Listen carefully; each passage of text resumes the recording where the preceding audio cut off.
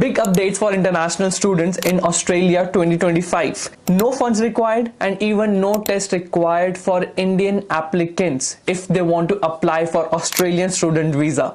Too good to be true, right? But this is kind of true. That's why in this video we'll discuss about changes in document requirement 2025, document checklist tool, evidence level and much more.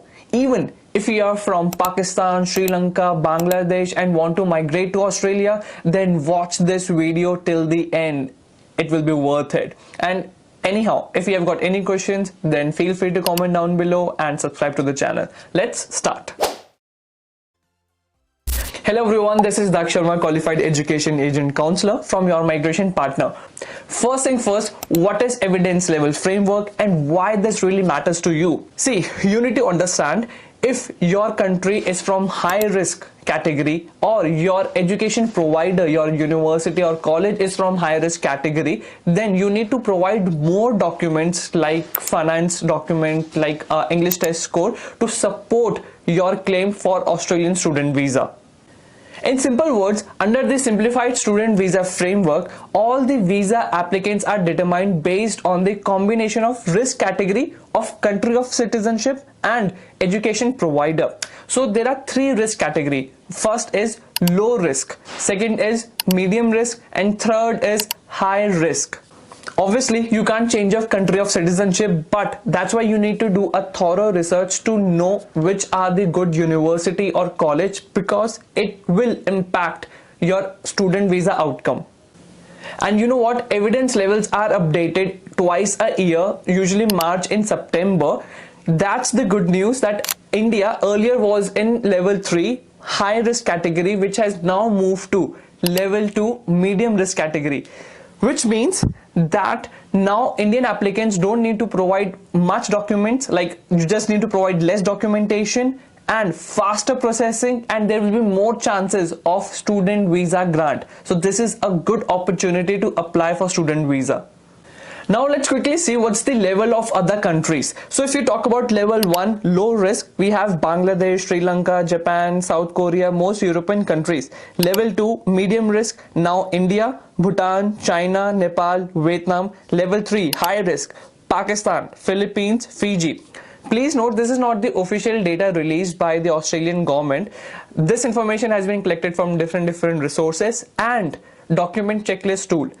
That's why it's very important to see document checklist tool. That is the source of truth. Don't worry, I'm here. I'll show you how to use document checklist tool. So first you need to search for document checklist tool Australia in Google, and then you just need to click on the first link, that is ME Home Affairs official website. Then you'll open this website. Here you just need to put your country of passport. Let's say we'll put India. Then we'll put the education provider. There are a whole list of Australian university and colleges, but like for example we'll put Monash University. That is the top 8 university of Australia, one of the best. So we'll see what documents are required for that. Here is the document checklist: identity, evidence of intended study, welfare, parental consent, health insurance, obviously genuine student requirement, blah blah. But you can see nowhere it says that you need to provide evidence of funds, no need to provide English test score. That's a good thing, right? Because again, in India you don't need to provide that. Now we'll look for the Pakistan, which is in level 3 high risk category, and similarly we'll look for another education provider. Let's say Christian Heritage College. I believe it's in high risk category as well, just to see the example. Now if we click on the display evidence, now you can see that here it is asking for evidence of financial capacity, evidence of English language ability. As I said, document evidence are determined on the basis of the country and education provider risk category. So in this example, Pakistan is in high risk category, and I'm guessing even the Christian Heritage College would not be in top of the list. So that's why documents are required for evidence of English language and financial capacity. Similarly, if we change the country from Pakistan to Philippines, which is in high risk category, then you can see it still says that you need to provide evidence of financial capacity and English test required. Let's change the college. Let's change to Trinity College. Even I believe this is not on top of the list. So yep, that's why you need to still provide the evidence of financial capacity and English language ability. Let's change to Monash University again, which is again the top university, and then we'll see.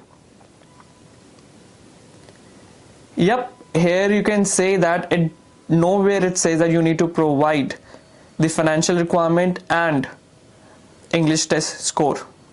Right, now I hope you now understand how to use the document checklist, and if you still couldn't find it, then I can provide the link of this document checklist tool in the description. You can check it out. But please make sure that even if it doesn't list in document checklist tool, education provider or visa officer can ask for evidence of finances and English test score. But please note, even if there are some documents which are not listed in document checklist, then still education provider or your visa officer has the power, has the right to ask for further documents like English language requirement or evidence of finances.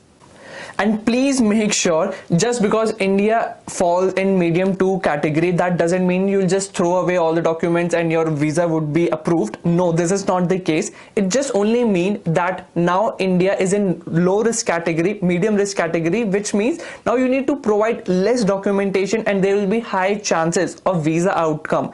But you still need to maintain other documents like strong genuine student requirement, your qualification like academic transcript, your previous employment records, everything, because every factor is considered when visa outcome is there.